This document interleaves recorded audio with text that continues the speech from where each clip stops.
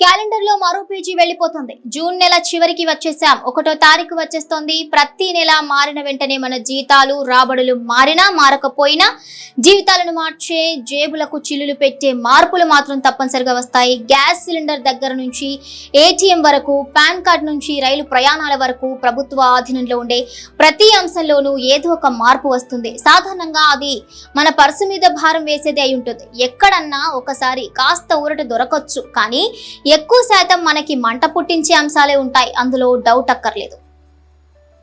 ఇదిగో జూలై 2025 నెల వస్తున్న తరుణంలో అలాంటి మంట పుట్టించే అంశాలు ఏమున్నాయి, ఏదైనా ఊరట కలిగించే విషయం ఉందా అనేది తెలుసుకుందాం.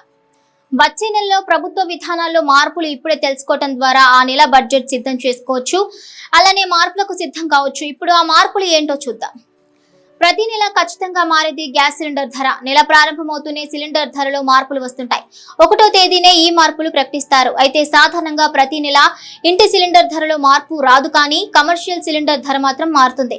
ఎక్కువ సార్లు పెరగటమే జరుగుతుంది. జూలై 2025లో కూడా గ్యాస్ ధరలు పెరిగే ఛాన్స్ ఉందని నిపుణులు అంటున్నారు. ప్రస్తుతం అంతర్జాతీయంగా యుద్ధ వాతావరణ నేపథ్యంలో ఈసారి ఇంటి గ్యాస్ ధరలు పెరిగే అవకాశాన్ని కొట్టి పారేయలేమని విశ్లేషకులు అంటున్నారు.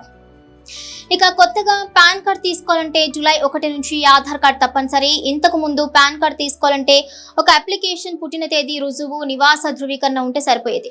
కానీ ఇకపై ఆధార్ కార్డు తప్పనిసరిగా ఉండాలి. Central board of direct taxes CBDT కొత్త నిబంధనల ప్రకారం పాన్ కార్డు కొత్తగా తీసుకోవాలంటే ఆధార్ ధృవీకరణ తప్పనిసరి. ఆధార్ కార్డు లేకపోతే కొత్తగా పాన్ కార్డు తీసుకోవడం సాధ్యం కాదు. మరోవైపు Indian railways Tatkal ticket booking కు కొత్త రూల్ తీసుకొచ్చింది. ఇది కూడా ఆధార్ కార్డు ఆధారంగానే జరగనుంది. తత్కాల్ టికెట్ తీసుకోవాలంటే జూలై 1 నుంచి ఆధార్ కార్డు తప్పనిసరి. IRCTC మొబైల్ యాప్ ద్వారా తత్కాల్ టికెట్ బుకింగ్ చేసుకోవాలంటే ఆధార్ వెరిఫికేషన్ చేయాల్సిందే. ఆధార్ వెరిఫికేషన్ అయిన తర్వాతే తత్కాల్ టికెట్ ఆన్లైన్ లో చేసుకోగలుగుతాం.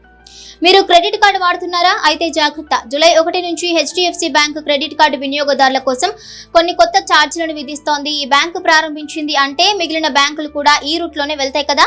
ఒకవేళ మీరు కనుక Dream11, MPL లేదా రమ్మీ కల్చర్ వంటి గేమింగ్ యాప్లపై నెలకు 10,000 రూపాయల కంటే ఎక్కువ మీ క్రెడిట్ కార్డు ద్వారా ఖర్చు చేస్తే మీరు 1% ఫీజు ఎక్స్ట్రా కట్టాల్సి వస్తుంది. పేటిఎం, మొబిక్విక్, ఫ్రీ చార్జ్ వంటి వ్యాలెట్లలో కూడా 10,000 రూపీస్ కంటే కూడా ఎక్కువ లోడ్ చేయడంపై కూడా అదే ఛార్జీ పడుతుంది. ఇక యుటిలిటీ బిల్లుల కంటే కరెంట్, వాటర్, గ్యాస్ వంటి వాటి కోసం కట్టే బిల్లులు క్రెడిట్ కార్డుతో కడితే అది 50,000 రూపాయలు దాటితే 1% అదనపు బాధుడు తప్పదు. ఫ్యూయల్ అదేనండి, పెట్రోల్ పోయించుకుని క్రెడిట్ కార్డుతో పేమెంట్ చేస్తే అది 15,000 రూపాయల కంటే ఎక్కువ అయితే 1% ఫీజు సమర్పించుకోవాలి. సో క్రెడిట్ కార్డులు వాడేవారు జాగ్రత్తగా చెక్ చేసుకోండి. ఇక ఇదిలా ఉంటే ICICI బ్యాంక్ ఇంకో అడుగు ముందుకేసింది. ఆ బ్యాంక్ ATM ట్రాన్సాక్షన్స్ కు సంబంధించిన నియమాలను మార్చింది.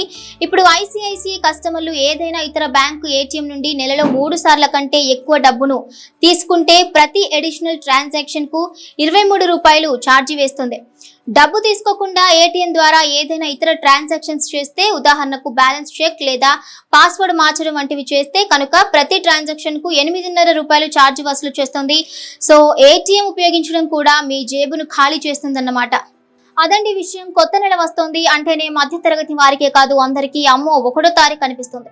ఇదిగో ఈ రూల్స్ లో మార్పు మరింత భయపెడుతుంది. ఇవన్నీ ఇప్పుడు తెలుసుకోవడం ద్వారా మన ఇంటి బడ్జెట్ ను జాగ్రత్తగా సరి చేసుకుని నెలంతా ఇబ్బందులు లేకుండా ముందుకు సాగిపోవచ్చు.